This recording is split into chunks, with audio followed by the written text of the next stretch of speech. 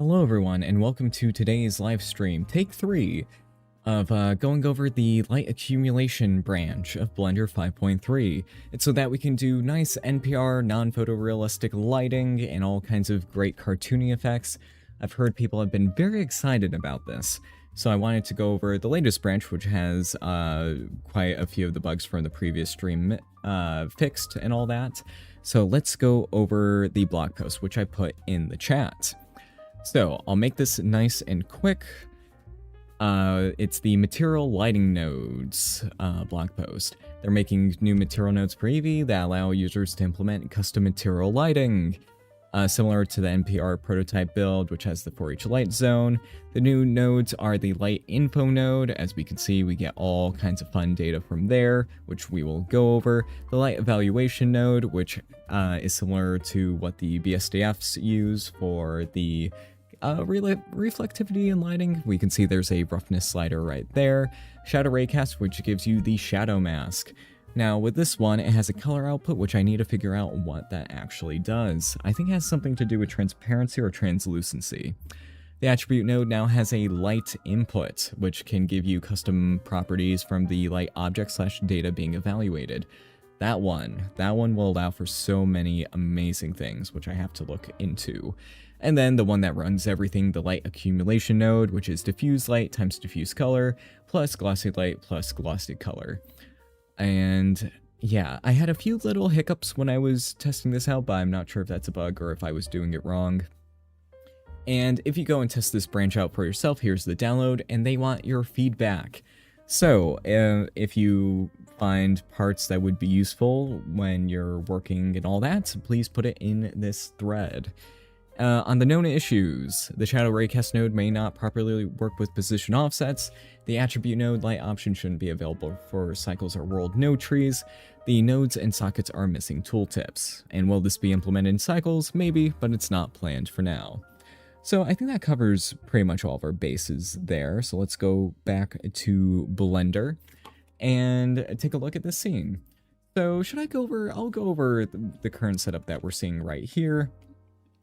Basically, I snap the world space position by adding a little bit of blurring right there. I didn't clean this up, I'm so sorry. And then I fix the clipping when it comes to the position so that it doesn't clip into the surface. And then I do the light info, raycast, and all that fun stuff. But let's go back to the basics and start this from scratch because I want to test more with all this. So let's start with just one light being visible in the scene and take a look at the shadow raycast. Again, it's very simple. Where there's a shadow, there's black, and where there isn't, it's light. But if we go and add in the radius, we can see that we get some nice dithering, though it's just the softness of the light. But we can turn that off in the shader by turning down the softness right here. So we can do that and that with jittered shadows, as we can see right here. We have that, but let's actually go to the light and turn that on because that's what we have to do. If we turn that on, we can see we get jittered shadows, though I want to experiment if I ever get back into dealing with Blender's code, because unfortunately I haven't had the time for that. I want to see if I can get like a new light path for the sample index going so that we can do something akin to jittered shadows in a customizable way, because I think that might be useful in some scenarios. Another thing that I learned is some people that tried this out told me that they were like, oh, I need to turn up the power so high to make it work, but in reality, it's just because I think that's an optimization measure, where if the power's not high enough, it just stops the raycast. So if you turn on custom distance, it'll make it so that it'll just fire however far you want. So that's just something to keep in mind. So let's go and take a look at this. Let's take a look at the light evaluation. Let's just go and plug that in right there. And we can see that we can get the kind of reflectivity going. The fake, well, not fake reflectivity, it's just how the BSDFs do it. But we can change the roughness and all that. And this applies to any object with this material. And you can customize it for, of course, any material you want. You can make some materials that have completely different lighting, which people that I know who do NPR stuff absolutely love. Yeah, we have that and that. So let's go, and then of course we have the light info, like the position, power, cutoff distance. The cutoff distance is related to what I was mentioning before. Without the custom distance, you can get that data as well. And then, is it a sunlight, and then the direction, distance, and the mask. Which actually, yeah, what does the mask do? I need to take a look at that. That may be for like cone lights. So let's just plug that in and see what that does. So let's go to our point light, and we can see that there appears to indeed be a mask. If we go and do that, okay. Then if we turn the power up and down, okay. So that does that, but what if it's a spotlight? You can see if I go and rotate this. Okay, so that's the mask for, yep, nope, that makes complete and total sense to me. Even though, wait a minute. Let me turn back on custom distance. There we go. So that's the mask for whatever things we want. I forgot about that. Okay, so let's go back over to here. Actually, let's turn this into what other lights? Area lights, we have that. So yeah, we have all the data that we need. So let's go and play around with it. Let's go. I want to try... This might be a bit too complicated to try first off. I do want to try making a gobo out of this, like a nice stylized gobo, but for that I would need the rotation data of the lights. So let's postpone that for now. That may be later on. Where is the light? There's the light. Why is it looking weird? Oh, right, because it's a spotlight now. Let's go and turn custom distance and all that back on. So right here, let's go and play with the position input. So here we have the geometry position.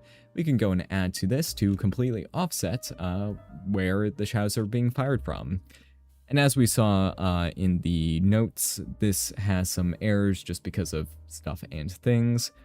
Oh, is the softness working when the shadows are jittered? Oh, doesn't appear like they are. So if I turn jittered shadows off, we can see, okay. Okay, so it seems like the softness does not affect it if jitter is on, or it seems to... It's affecting it in a way, just a weird way. So that may or may not be a bug. Let's see. So let's go and turn that off for now, just so that we can customize that. Yeah, we can see all that going. But this is an amazing build. Like, look at this. Oh, it gives like a pseudo-subsurface scattering look right there, which actually we can go and take a look at. So if I were to go and get the distance and plug that into here, but I need to do like a one divide. We can see here that we just get a very nice looking gradient from the light's position. If we go and multiply that by the shadow raycast right here. And if I plug in, I know there was a little issue with this when I plugged it in last time. Yeah, it seems like, unfortunately, that doesn't seem to be contributing at the moment with the glossy color, which should be just that. But maybe I'm, oh, do I accidentally, that's why I accidentally set this to be the diffuse light. Ah, I get it. Okay. So now this will function completely normally because I have it on combined, I believe. We should see a little bit of reflectivity. There we go. So yeah, keep that in mind. If you go and view the render passes, it will just straight up give you the render pass color. So don't make the mistake I did. Just do that. So let me go and actually save that right now because that is very important.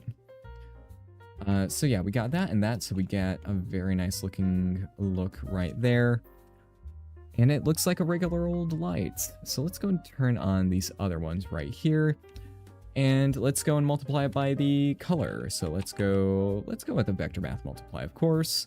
Do that and that, flip them around, and now we can see, boom, we have some very retro looking lights. It looks quite good. Let's go and turn off the softness, turn it off or on. It seems fine either way. If we go and just look at the glossy light, oh no. Let's go and have the shadow raycast and that. Ah, very interesting. Very, very interesting. But we could also do other things. Let's go and play around with the direction, and let's dot product that with the geometry normal. So let's get the geometry normal right here and plug this into the diffused light. Again, looking so retro right now. multiply. Let's go and put in the shadow raycast.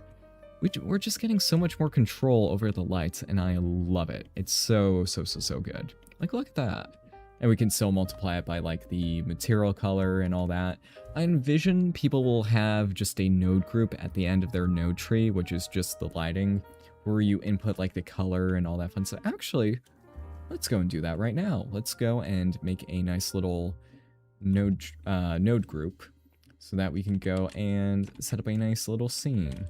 I should go and save this as another file, just in case. But let's go to our node group and add in a color input, and then maybe a normal input as well. Let's go and get our group input. Just plug that into there. So yeah, this is kind of the vision that I see with people and this branch. So yeah, that seems to be good. We could put in the normal and other stuff because... Did I forget a node? Forgot to put a node in here. Wait. Oh no, I deleted light evaluation. So yeah, we could have the normal in there to offset that. That would be good to do. And also, yeah, that'll replace either or. So if we go and put this in here, can node groups have a normal input automatically? I don't think so. So yeah, whatever normal we have needs to be input from outside the node group. Little quirk right there. Little quirk.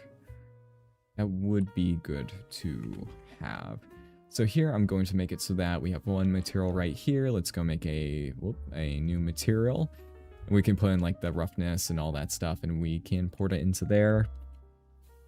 Yeah, we need to have a lot more inputs for that, for like roughness and such. But the control, that's what I like. I like having control over all this. Let's switch it to standard so that we can also have, again, more and more control. Do we have access to how many lights there are total for the accumulation? I don't think we do, but if we had that, we would be able to normalize all the lighting effects so that they don't blow out the camera. So many things I need to think about when setting stuff like this up. Let's do that, and then maybe let's keep the floor, make it a little bit gray. Oh, wow. You know, it doesn't feel like Eevee. It feels different, which I like. And also, I could, Right now, these values are going into the negative, which isn't good, but we can map range this. And also, you know, just break reality, just for fun. So here, I'm going to make it so that... Oh, since it's being multiplied by the shadow, yeah, that happens. But I can also add... For the world light, is that just added on top? It should just be added on top of that, right? So if I were to go and vector math add, and then, you know, the world light, let's go and make it a little bit green, blue. Make it something, and then, you know, put in a vector math multiply, because for some reason I'm just like, oh yeah, floats, make everything so nice and simple, but then you forget that the simplicity hurts. Is this going to be in cycles? There's no plan for that at the moment, but theoretically, something like it could be possible. But for NPR people, they'll most likely just be using Eevee. Well, I shouldn't assume that, because I know people do many other things with it. So here, yeah, we have the background color doing all of that, and the normal is doing that as well. So it's a weird thing there. Need to do more testing. So there we go. We got our world light and all that going. It just feels weird. Yeah. And then, yeah.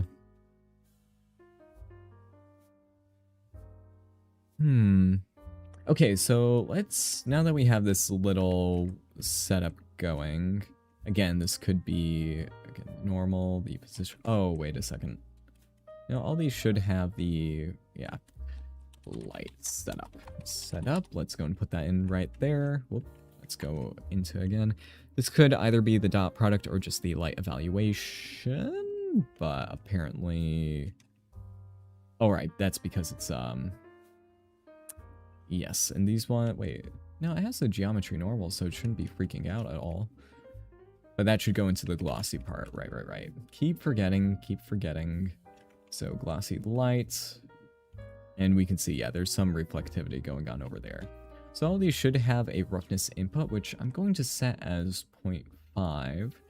So we got the color, but yeah, let's go and put this as color, roughness, and the normal. So let's go and apply a normal to some of this and see what happens there. So let's go and use a bump map as you would normally in Blender, displacement bump. Let's go and use a nice noise texture set to be 2 dimensions because you don't want any more dimensions than you need in Eevee, of course, because things get expensive fast. We can see now this is doing absolutely nothing at the moment.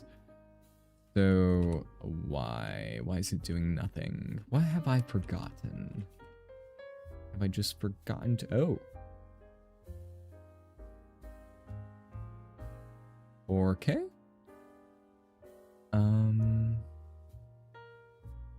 Is it just because I'm doing it on the wrong object, potentially? So let's go and set this to be material 3, was it? It's lagging just a little bit. Third try, yes, third try. I cannot let technical difficulties interrupt the show. The show must go on, as we all know. Let's see. Okay, so the noise texture. Oh, that's a new one. Oh, because it's the normal, of course, I thought this was the position. You know, I was talking about technical difficulties and all that, you know, while ignoring what's right in front of my face. Little hiccups.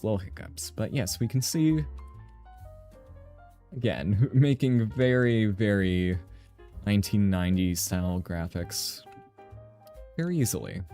New technology to emulate the old. And then, yeah, we still have all that. Let's go and turn on that part again, but wait a minute. Oh, it's because the glossy light is not being shadowed. So let's go and shadow it. Oh, there we go. So the color should happen, yeah, shadow part here should happen last. For both of them. Or actually, I should plug in the color to the diffuse color. Because, yeah, that's important. That is very important. So here, it's still looking weird. It might just be a result of the bump map being way too high. Yeah, there we go. That's good, and that's good. So now that we have that available, I'm just going to chop it out to test a few more things, because I want to see how this interacts with other shaders. Let's go and use an add shader. I saw one of the examples doing this, and have this be a principled node. What happens if there's transparency? Okay. That still works. And oh yeah, there's extra cubes inside this cube. That's not a problem with it. So we have that, but what if it's alpha blended? Hopefully none of this crashes. I hope. I really hope. So we have that. Oh, yeah, the shadows are dithered, of course. Yeah, that makes sense. Very interesting. Very interesting. Thin wall, yep. And we can see that that's... Was that from the accumulation? Or... Yeah, what is that from?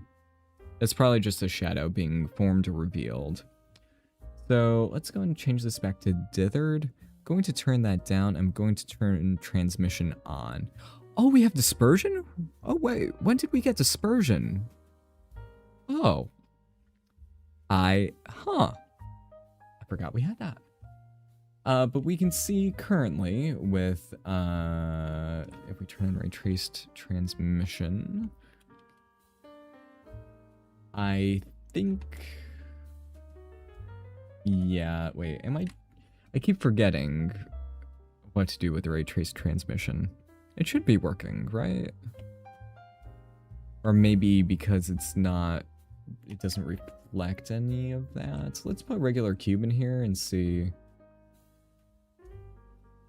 Oh yeah, it's just treating it like the transmission doesn't exist. Am I doing that wrong? Also, I'm going to, actually no, cycles. I haven't cooked up the kernels, so that will probably be not good. Okay. So, let's go and manipulate the position in fun ways. We'll get to the actual data in there soon, but not quite yet. I'm actually going to simplify this. I'll take out the light evaluation. I'll put this up here. And yeah, let's keep this nice and simple for the time being. We also need to multiply that by the color. So yeah, that's all good. That is all good. So this will be our environment light, which let's go and get a color constant in there. So again, that could just be whatever we want. And in this case, I'm going to make it completely dark. So there we go. There we go. There we go. There we go. Nice and good.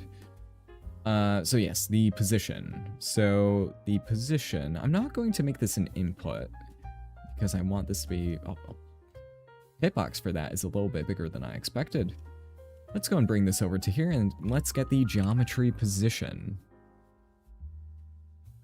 They're up. I already had that there. Well, let's go and do some nice and fun dithering because that's always a cool little thing. Why the heck is... Did I enable too many lights? Yes I did.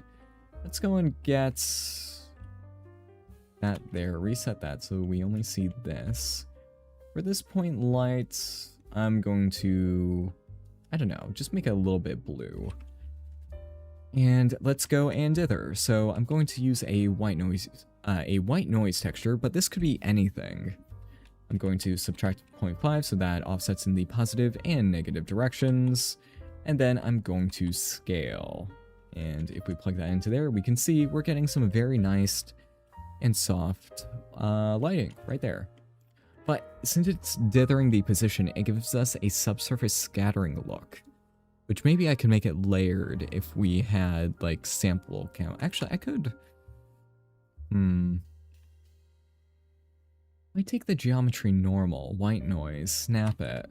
Just for fun, scale, and then multiply that by -1. This may be interesting. Let's go and bring this up. So it's set to 0.5. Now, as we do that, we can see we can make a very hastily created. This is not accurate whatsoever, but it is interesting. It's not accurate whatsoever. There's no way. Yeah.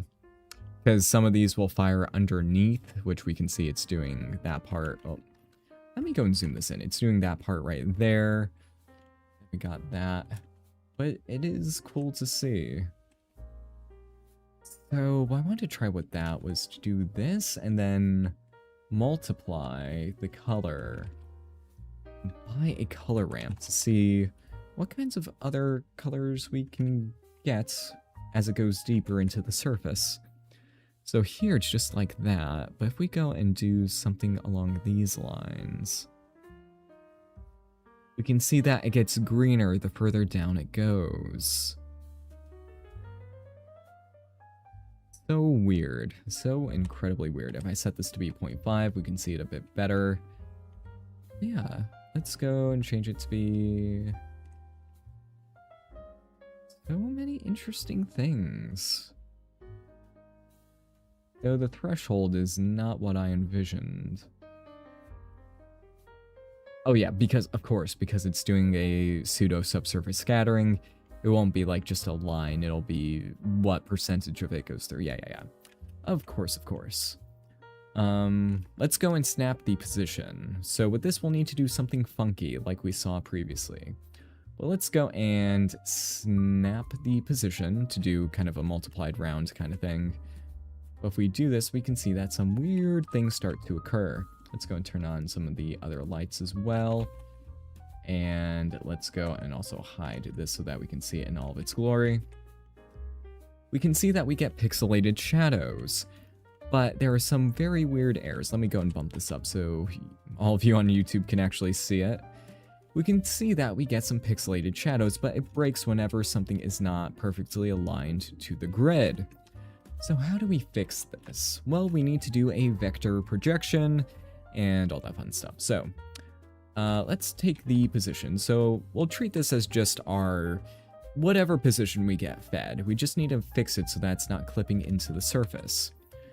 So we need to subtract this position from the current position, and then we need to project it on the normal. So let's go and do a vector projection, do all that. So now that we have this new vector, I may need to flip that around. I keep forgetting. We do that, and then we add it to the original position. I need to actually think about, because this is like the first thing that I thought of, but I need to think if there's a better way. Like, if I just do a vector rejection to this, no, it's fine. So here, this will just be the clip fix, of course. So here, oh, wait, no, that did not function. There we go. So I needed to flip that around. Or maybe flip this one around. Which one? No, that is very wrong as well. And it needs to not be normalized, yeah. So there will still be a few little errors, as we can see there, but that's unavoidable with some round surfaces. We can see that for the most part, it fixes pretty much everything. This is an extreme case. So now we have very nice and pixelated shadows. Very nice, very cool. Let's go and take the distance. I don't need a power, I need to divide. And then, of course, vector math multiply. Here we go. So that's good. We get that kind of thing going. Let's go and turn it up quite a bit. And then I could always use a power node to make it look even better, even though it should be like square root and everything like that. But can't be bothered with that at this current point in time. So there we go. We got nice pixelated shadows, but they don't need to be pixelated. We can use a Voronoi texture to get a new position. So Voronoi, we can see we have a position input and a position output. So if we go and do that, we can see we now get a Voronoi light setup. Very cellular thing. And of course, it doesn't need to be just a position. We can just like use the color to offset the position, but I think that's fine. Turning up the detail, I find that very fun because it means it doesn't have to be super concrete cells. And look at that. Look at all that fancy shading we got going on. It even bleeds onto the other side, which may or may not be wanted. I remember some old Minecraft animations doing that with subsurface scattering. But now, yeah, we have so many options. Now, this clipping is pretty much unavoidable because it's just, yeah, the position it's reading is underneath the surface. I don't know. It may look good. I don't know. But that is, yeah, it's fun. As we can see, it just keeps doing all that. And even if we turn the softness on again, any kind of softness, whether it be from motion blur or other things, we can see that it still affects it. We're still getting the cellular part, and that is very nice. Very, very, very nice. Let's see. This has been my favorite branch to play with for a long, long time. This is revolutionary and so much better than Shader to RGB. Yes, it is a significant upgrade in that regard.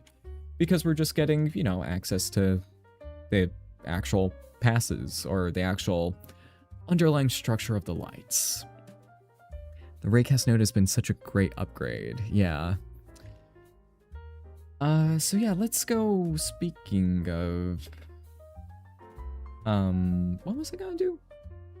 Let's go and have a nice environment light and all that. We can also, my favorite thing with all this is to do hue shifting when it comes to shadows. So instead of the shadow just being the environment light, we can go and just hue shift. So here we have the light color, and I guess also the, oh yeah, no, that'll be weird. Taking the object color and the light color and finding a good way of making that hue shift. Oh yeah, no, that's going to be very weird. I'm going to put that to the side. Let's go and play around with the light attributes here. So I'm just going to simplify this once more.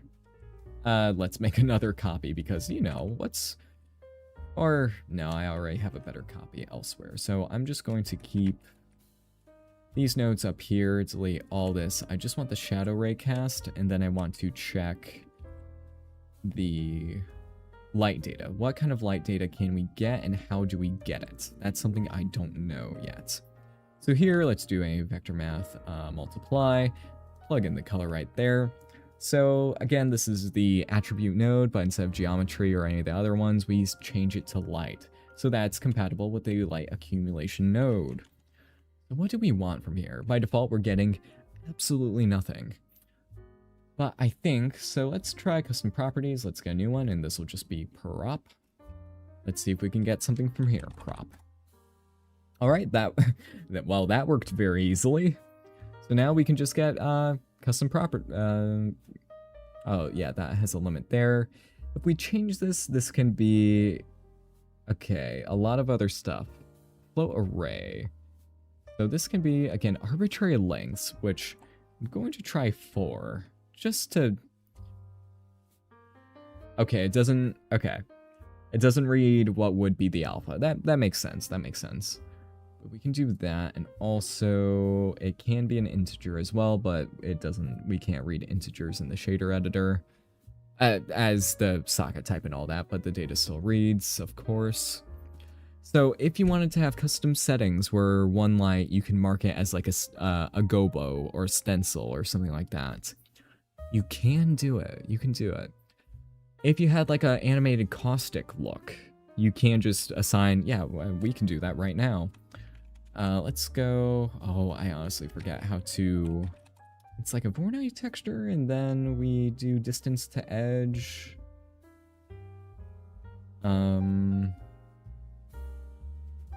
Needs to be, I forget, smooth F1. I forget how to actually do this, so I'm just going to do like a 1 divide with the position there. Let's go and see what happens. So we'll use this as a mix node. We'll switch, depending on the property, we'll switch from 1 and then whatever this is. So here, the other lights in the scene will just do their normal thing, but this guy, let's go and use a map range, of course, turn it on to normalize. All the lights will be doing their normal thing, except for this one. This one will be doing a pseudo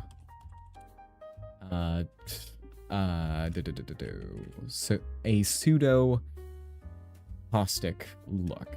I know it doesn't look the best, but it's, or wait, no, this should be 0.001 because of the way that works. Yep, so only that one will have that. Everything else will be acting normally. Also, for better identification, I'm just going to go and plug in the light color. There's that. So there we go. Yep. Well, that's working as intended. But I want access to the light rotation. If this is the object, I gotta, yeah, let's go and see if we can make this work. So, can we get rotation Euler per light? Or will it just get the object rotation? I predict that'll just be, yeah, the object rotation. But yeah, no, it would not make sense if it wasn't like that. And then, yeah, it doesn't seem like we can get that data. So what other data can we get? We can always have that data driven by drivers inside of the lights. I don't know how this works, which is why I want to figure it out. So we have those properties. We can get, yeah, cutoff underscore distance. We can get that as well. The resolution limit.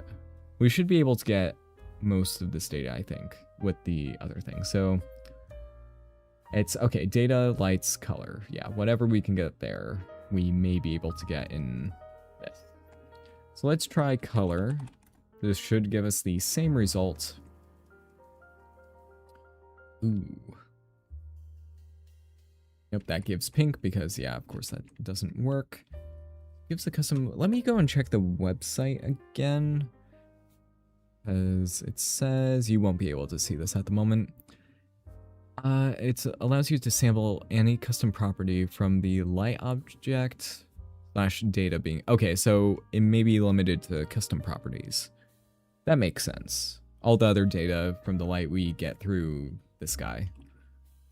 So yeah, I just want to make sure. So again, we don't need to worry about animation. With that one, it is... That one... Oh, that one's data light prop. This one there is light dot cutoff distance. So this one is labeled. Well, this one is not. Okay. Then shadow filter radius. That one, and then it's color. Or no, that one is just point light. Okay, so let's see what we can get. So this one is energy. Let's see if we can get energy. But it's not in quotes, so who knows? Who knows? Yeah, okay. So it seems like I think it's only custom properties. But I will need to look into that. Again, I don't know much about this part. So we'll need to look into that another time. So custom properties. Okay. So I think we've gone over most of the stuff in here. Go and just chop out most of this. Was there anything I forgot? The mask. Did I go over the mask? I think I did. For like spotlights. Oh, and some of these have tooltips. Cool. It's the sun direction. Oh, okay. That's good to know. And then, yep, it is sun and all that. Position. Oh. Radiant intensity divided by pi. And then, yep, that makes sense. Oh, and for sunlights, the distance is set to 1. Oh, it's cool to see. Okay, good. So most of that is handled for us. Always amazing to see. So again, light evaluation, we can go and plug that into there. Oh, that'll be weird. I'm pretty sure this is like very similar. I can't go inside it, but I'm assuming it's very similar to like the dot product method. So I don't think it'll get any like data we can't get normally. Yeah, okay, yeah, that works as intended. There we go. Okay, let's turn on more of the lights. So cool. We can also always multiply the glossy light by the color. But I'm going to remove that for now. So yeah, I think I'm going to wrap up the stream here. We're at 37 minutes. That's pretty good. I think I went over pretty much everything. But if I go and look back to what we had before, again with the very fun light snapping and all of that. Let's go and move this over to here. So again, having a node group for all this is very helpful, but I'm just going to keep this. Actually, yeah, we can just keep it here for now. Yeah, look at that. I'm going to select everything, make sure everything has the exact same material. So there we go. And let me go and switch this back to being, is it AGX or ACES? I forget. They all look fairly good. And remove a couple of these so that we just have that. I think that one was also, which one? Yeah, I think it was that one. Yeah, look at that. This is going to help so many people who do cartoony effects. And that's very cool. Let's see, I'm playing with the exact same thing right now. Yeah, it's so fun. It's so fun. I unfortunately suffer from the, I focus on the tech part of it and ignore like projects that I need to use this on because, well, all the projects I'm working on right now are NDA'd. They're all work related, so personal projects have taken a back seat. But this will probably, I need to think of cool projects I can use this on. And then I need to make them. Because unfortunately I don't do a lot of NPR in my current work. But I need to do more, because this will allow for so much. Let's see. I forgot what I did. I actually need to check again. So we did the subtract there. Yeah, it's the same math there. I wonder why I was glitching out with the other little setup. It's probably not a big deal. Yeah. And again, this all works with motion blur. If you have it set to stepped, keep that in mind. If it's set to stepped, it'll actually take into account the stuff. Otherwise, it'll just blur what it sees in the render. Anything else? I think that's pretty much everything. I'm excited to see what you all do with this. And yep. I'll just do one more read of the chat, and then we will call this a day. Let's see. Oh, you can only get it using the view layer and using objects name rotation Euler to get rotations and stuff. Ah, okay. Amazing. Motion blur 2, yeah. So in this case, I think I have motion blur on by default. If you set it to 1, you'll see that it just blurs what's currently there. Where's a good frame where things are moving very quickly? Yeah. So here we can see that the shadows are still 100% sharp. Let me get this here. But if you turn on more steps, it'll sample the incremental spacing between, when the objects are moving. So here, if we do this, we can see that the shadows look a bit different. Not too different because it's not moving too far, but we can see that while it's still snapped, it is actually being accounted for properly. And things I want to test, like more data in there, if we can get the sample index, maybe that would be very helpful for other kinds of effects. Because I tried that in Cycles, and it could potentially allow for some really cool stuff. Because we can dither, but we can't jitter. And oh, that's fun. But yeah, this is using hue shifting, of course, which I forgot to showcase.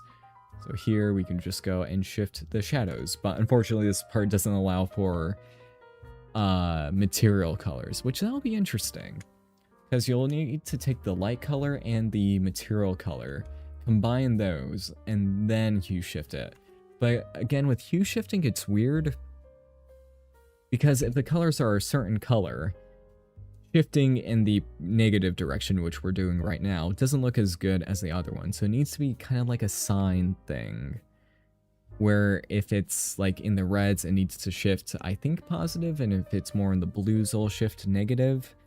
But that's stuff I need to experiment with. But yes, this is a very worthy successor to Shader to RGB, which I believe, from what I've heard in Eevee Next, this became quite slow. I don't know why under the hood. Maybe it's because of like transparency stuff. Not sure.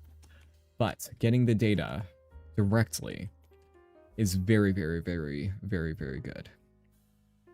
Yeah. So, could a texture's location be motion blurred like that? Yeah, like any data that's dependent on time, motion blur will affect it. Yeah. So that's just handled for you. I think the frame driver is motion blur compatible as well, but again, I just need to plug this wherever I can. Don't use hashtag frame anymore. Use the scene time node. It's faster, it's better in every regard. Not every regard, I'm just overhyping it. And it has the seconds output, so you can make time-independent effects. So please use this in your setups. It's great, it's good. But yeah, anyway. These new lighting nodes, they may be coming in 5.3. It looks like they will be, but there's always little technical quirks that can pop up.